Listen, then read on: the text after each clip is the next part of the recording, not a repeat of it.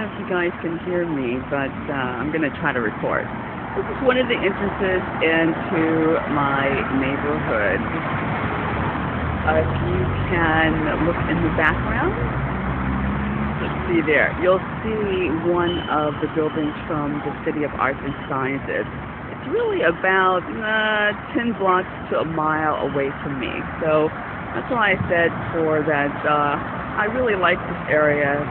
I'm in between some things that I really like, certain things that are kind of like historical, and certain things that are kind of like really modern.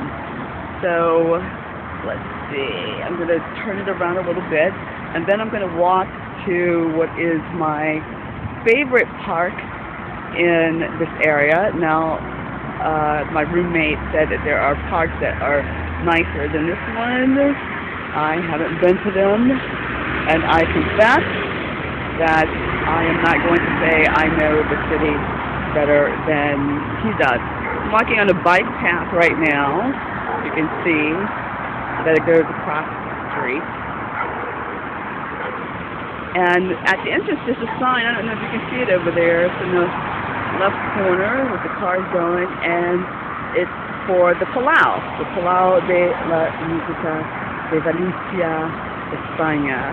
And there's also usually one on the opposite end of the neighborhood or the street. So as you can see, I'm turning it from the little scarecrow man that I call him, and I'm turning it around where you might start to get a glimpse of the Palau. I didn't realize this at first. This is actually the back of the Palau. The front of the Palau faces the park that I'm about to go into. So I'm going to pause this for a second while I cross the street. Okay.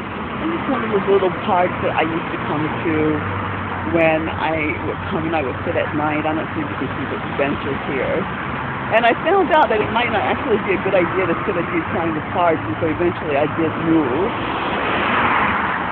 to go into other parks. It turns out that sitting at those parks, there are certain areas that can be considered just those, so to speak.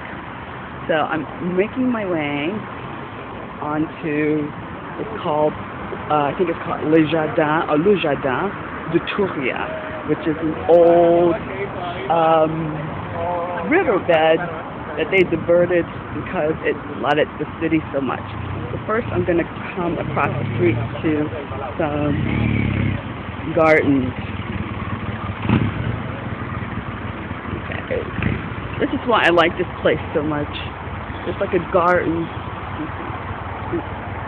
It's like a garden or park everywhere. See, this is another garden across the street, and there's a garden with places where you can sit down,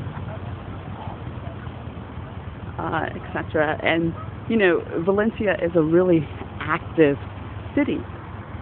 People walk, go to the parks, ride bikes, like all of the time. It's like a constant thing. Of course, the seasons are changing, but